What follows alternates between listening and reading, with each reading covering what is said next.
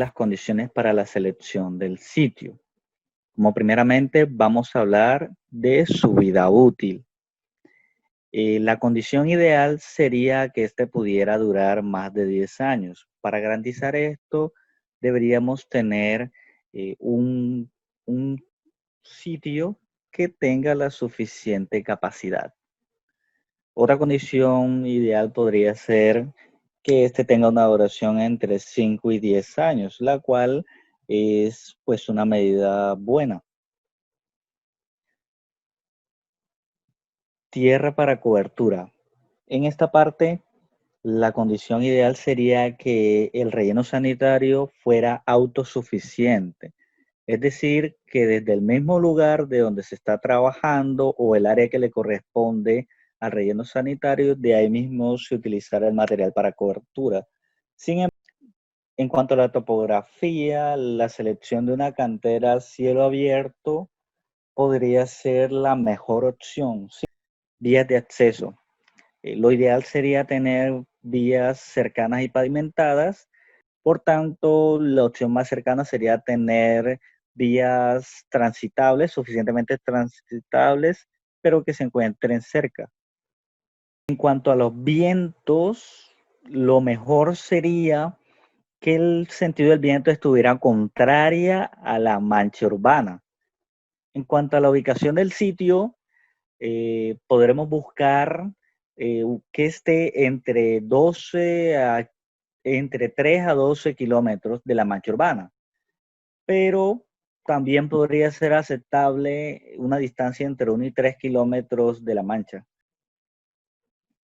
En cuanto a la geología, en cuanto a la geohidrología, se busca que los acuíferos subterráneos estén a más de 30 metros. En la hidrología superficial, lo mejor sería que no hubiesen corrientes superficiales cercanas. Sin embargo, una suficientemente lejana también se puede permitir. Etapas de un relleno sanitario. Estas son habilitación, operación y postclausura. En la habilitación se necesitan vías de acceso, tanto internas como externas, que tengan las externas trochas transitables de 1.640 metros aproximadamente y vías internas de 720 metros. En el acondicionamiento del área se necesita nivelar el terreno y limpiarlo de tal forma de que se pueda remover la cobertura vegetal y disponer de un lugar donde se puedan almacenar los productos extraídos. Se necesita la construcción de módulos administrativos y de servicio, tales como oficina, cocina, comedor y servicios higiénicos para garantizar un buen lugar de trabajo a los empleados. Otras instalaciones son tanques elevados para la colección de agua y tanques sépticos para la colección de los lixiviados. También se necesitan casetas de control y una balanza. Se necesita un cercado del área. Este cercado va en el perímetro del área del relleno y va con una cerca de madera con alambres de púa. En cuanto a la operación, se necesita el transporte de los residuos sólidos desde las fuentes o plantas de transferencia y la descarga de estos en una zona en el frente de trabajo de la plataforma. Se necesita también el esparcido y compactación con uso de un tractor de orugas. La cobertura diaria debe ser con una capa de entre 15 y 30 centímetros de espesor con el uso del tractor de orugas, dando de 3 a 4 pasadas desde abajo hacia arriba del talud. La cobertura final debe ser una capa de 60 centímetros con el mismo procedimiento. La diferencia es que esta tiene que esperar 60 días desde la última cobertura diaria.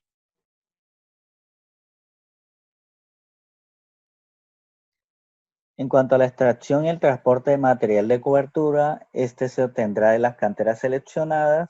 En caso de que sea desde el mismo lugar, pues que sería la condición ideal. Si no, se tendría que disponer los equipos necesarios para transportarlo desde la cantera previamente seleccionada. En cuanto a la evacuación de gases, se necesita la construcción de chimeneas para la expulsión de estos gases.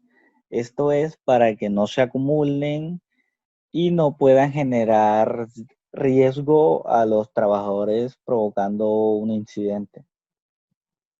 Para la evacuación de los lixiviados se necesita construir zanjas de drenajes de 1 metro por 1 metro.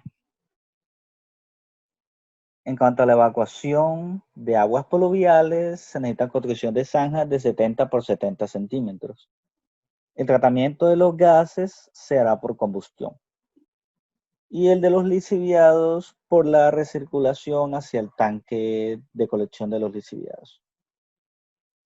Etapa 3 de un relleno sanitario, que es la posclausura, donde se rige como tal el mantenimiento. En esta etapa vamos a tener tres tipos de controles, que es el control de evaluación de gases.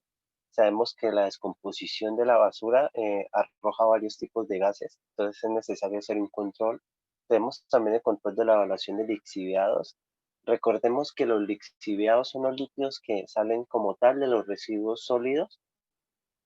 Y tenemos el control de la superficie del relleno, donde se busca que que el relleno sea lo más estable posible. Capacidad. La capacidad de un relleno sanitario es la posibilidad que tiene de albergar basura en su interior. Este debe estar a un radio de 60 kilómetros del municipio receptor. Para la capacidad mayor o igual a 0.5 veces su tamaño, con una duración de 30 años tendrá un valor de 0, pero para la capacidad mayor o igual a 1.5 veces, para 30 años tendrá un valor de 200. Ocupación actual del área. Determina las actividades que actualmente se vienen desarrollando con el objeto de prever posibles impactos sobre la comunidad o los recursos naturales. Accesibilidad vial. Ese criterio corresponde a la facilidad y economía que la persona prestadora del servicio público de aseo en el componente de recolección y transporte tiene para llevar los residuos sólidos al área en que se efectuará dicha disposición final mediante la tecnología del relleno sanitario. Bueno, para la accesibilidad vial también hay otras características para ellas. Por ejemplo, si ya sea la pendiente, la distancia de la vía de acceso, la pendiente promedio, número de vías de acceso y condiciones de la vía de acceso. Todas esas calificaciones son para formar la matriz de riesgos ambientales. Condiciones del suelo y topografía. Este criterio determina si la facilidad de construcción, operación y trabajabilidad en el área que se efectuará dicha disposición final es la adecuada. Pendiente promedio del terreno. Para la facilidad para el movimiento de tierras. Distancia entre el perímetro urbano respecto del área para la disposición final. Este criterio se asocia a los costos de transporte en que incurriría la persona prestadora del servicio público de aseo para llevar los residuos sólidos desde el perímetro urbano, incluida la zona de expansión, al área en la que se efectuará la disposición final de residuos sólidos. A continuación podemos ver la puntuación de acuerdo a el área de disposición final. En el lado derecho podemos observar la disponibilidad de material de cobertura. Este criterio se asocia a los costos de transporte en que incurre la persona prestadora del servicio para obtener y llevar material de cobertura necesario para dar cumplimiento a las especificaciones técnicas ambientales de los procesos de operación diaria, cierre y clausura del relleno sanitario.